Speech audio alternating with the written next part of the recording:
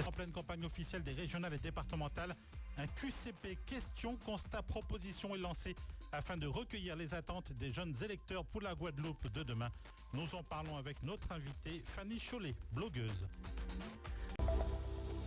18h15, la suite du Caraïbe Soir, David Camatier. Et en marge de la campagne officielle qui a débuté, vous le savez, des élections régionales et départementales des 20 et 27 juin, la jeunesse apporte, en tout cas souhaite apporter sa vision de la Guadeloupe d'aujourd'hui et de demain.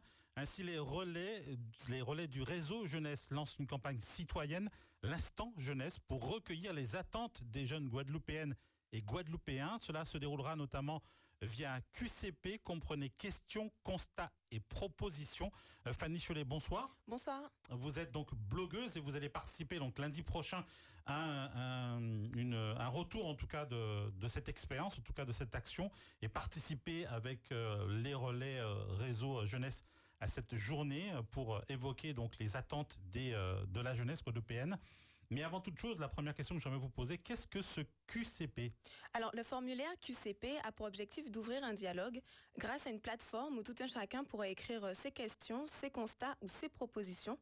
Et toutes ces données seront regroupées et remises aux candidats qui seront retenus pour le second tour. L'objectif, c'est d'offrir à tout un chacun un espace structuré pour s'exprimer avec l'objectif, comme je vous l'ai dit, c'est de le remettre aux candidats. Nous ne sommes pas responsables de ce qu'ils feront avec ces données, mais nous espérons qu'ils prendront en compte toutes ces données dans la mise en place de leur nouvelle politique publique. En tout cas, vous faites le nécessaire pour faire le pas, pour aller vers ces futurs décideurs.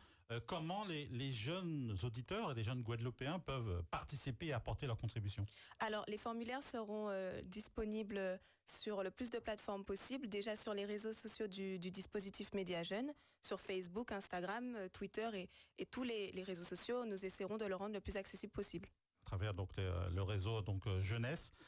Toutes les thématiques doivent être abordées, en tout cas toutes celles qui concernent la Guadeloupe d'aujourd'hui et de demain ?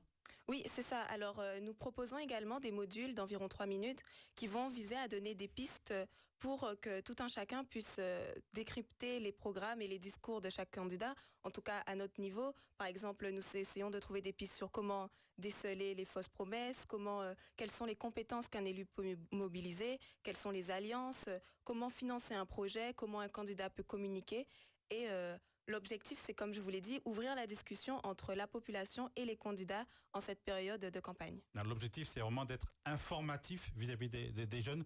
C'est de les encourager à s'intéresser tout au moins à ce qui est dit. C'est ça, les jeunes sont des populations, sont la part de la population qui va le moins voter. Et donc nous, notre objectif à notre niveau, c'est de les inciter à aller voter en essayant de les intéresser à la chose politique. Et ces modules, ils se dérouleront donc lundi prochain, le 14 juin, c'est ça ? C'est ça, ça commencera le 14 juin, il y en a 5, donc ils se dérouleront tout au long de la semaine et vous pourrez les retrouver sur les réseaux sociaux de la plateforme du dispositif Média Jeunes. Et donc, Média Jeunes vous a sollicité parce que vous êtes blogueuse et que vous allez aborder une thématique en particulier dans un module ? C'est ça. Alors, je vais intervenir sur tous les modules. On m'a interpellée pour participer à ce projet parce que je m'intéresse déjà à la politique, mais il faut savoir qu'avec moi, dans l'équipe, il y a des jeunes qui ne s'y intéressaient pas à l'origine, qui se sont intéressés grâce à cela. Il y a également beaucoup de personnes qui ne sont pas étudiantes, qui travaillent déjà. Donc, en fait, c'est un regroupement de jeunes qui veulent porter un projet pour cette campagne. Et puis, vous témoignez comme d'autres que la jeunesse s'intéresse à la Guadeloupe, à son avenir et aux questions politiques. C'est ça. Notre objectif, c'est de montrer que nous aussi, nous nous y intéressons et que nous voulons intéresser le plus de jeunes possible parce qu'on essaie d'intégrer ces jeunes pour qu'au final, ils puissent porter un projet à long terme. Dernière question, le regard que vous portez, vous qui êtes à l'extérieur de cette campagne officielle, quel regard portez-vous sur les candidats ? Est-ce que vous avez le sentiment que les jeunes ont leur place dans les projets, l'avenir qui est développé, qui est présenté par ces candidats ? Les jeunes qui se sont engagés pendant cette campagne sont des jeunes qui souvent sont déjà dans un milieu social déjà politisé. Et nous, ce qu'on veut, c'est attirer des jeunes qui ne s'y intéressaient pas à la base et qui, aujourd'hui, ont un projet et ont une ambition pour la Guadeloupe. Voilà, donc on rappelle que ce QCP est disponible donc sur tous les réseaux sociaux via donc le réseau jeunesse, donc Facebook, Twitter et autres, pour pouvoir participer. Merci beaucoup Fanny Chollet d'avoir été en direct avec nous pour évoquer ainsi donc cette jeunesse qui participe à cette campagne, notamment campagne officielle qui, on rappelle, a déjà débuté des régionales et départementales et se poursuit ce soir.